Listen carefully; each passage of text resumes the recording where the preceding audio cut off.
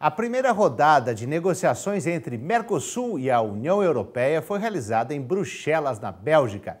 Representantes dos dois blocos econômicos apresentaram propostas para criar uma área de livre comércio para alguns produtos.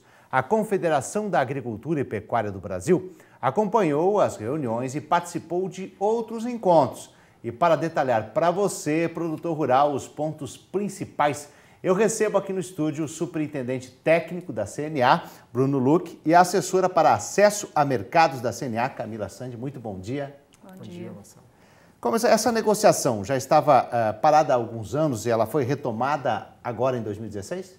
Isso, na verdade, essa negociação ela foi iniciada em 1999, né? Chegou a um ponto próximo da conclusão em 2004 e foi retomada, as conversas foram retomadas em 2010, mas a gente fala que ela realmente ganhou velocidade agora em 2016 porque houve em maio a troca de ofertas entre os dois blocos. O que significa, os dois blocos colocam na mesa o que vão oferecer um ao outro em termos de redução tarifária, de cotas em produtos e de regras do acordo. Agora, para os dois, o que o Mercosul colocou na mesa, ofereceu na mesa de negociação? Bom, a oferta ela compõe um universo de redução tarifária, né? O Mercosul colocou algo próximo de 87% de redução tarifária, enquanto a Europa chegou próximo a 91%, né? Obviamente, essas ofertas precisam ser melhoradas, né? Já está sendo feito um trabalho no setor agropecuário, com a CNA, junto com o governo, mas o escopo geral é esse. O Mercosul colocou 87% e a União Europeia 91%. Existe essa diferença porque é um acordo entre um bloco de países em desenvolvimento com países desenvolvidos. Então, pelas regras da Organização Mundial do Comércio, pode haver essa pequena diferença. Vale ressaltar que, para o setor agropecuário, nós temos muito interesse que o acordo aconteça, porque nós somos extremamente competitivos em alguns produtos, né, e que a Europa importa bastante, principalmente em questão de carnes, né, nós temos um potencial muito grande de colocar carnes lá dentro, né, o próprio etanol, as frutas brasileiras. Então, há uma intenção do setor que o acordo seja realizado, até mesmo para a gente poder ampliar a oferta desses produtos e até mesmo alguns que não têm acesso, né, a princípio. Agora, algum produto importante ficou de fora dessas negociações?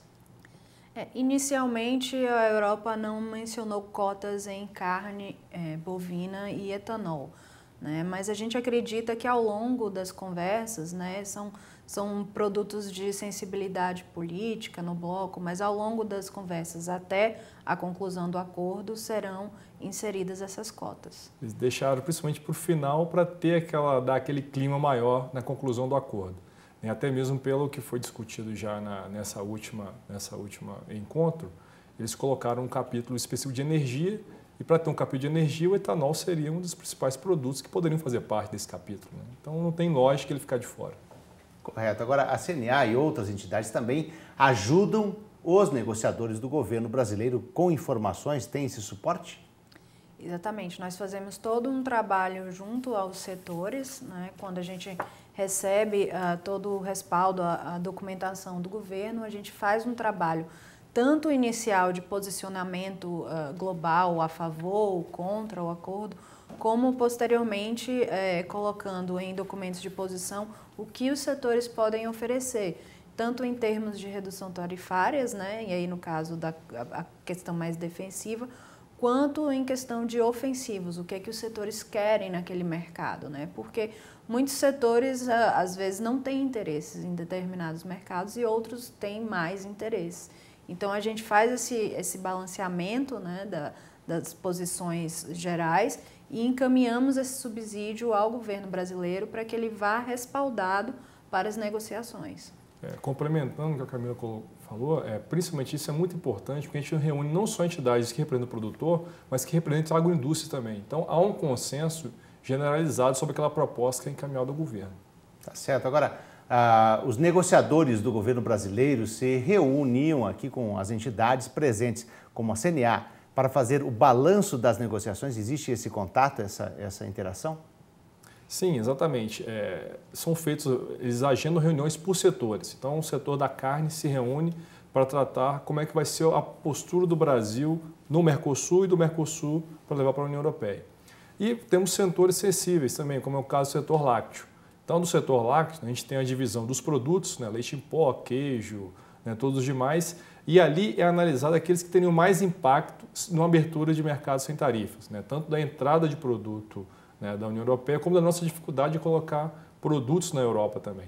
Então, é todo feita essa análise em conjunto com a indústria. Então, é um posicionamento setorial, onde o Ministério da Agricultura, né, junto com o Ministério das Relações Exteriores, tenta ouvir o setor e buscar embasamento técnico para defender aquele ponto de vista.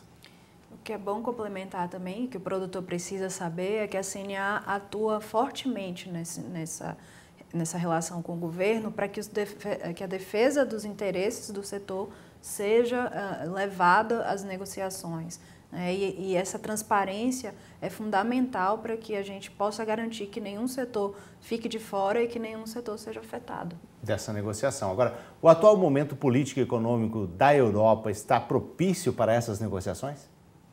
Olha, existem fatores que vão contra e a favor. A gente tem aí algumas eleições importantes vindo, né, no ano que vem, na França e na Alemanha, e isso pode não evitar e nem diminuir a velocidade das negociações, mas apenas passar essas questões mais sensíveis um pouco mais para frente.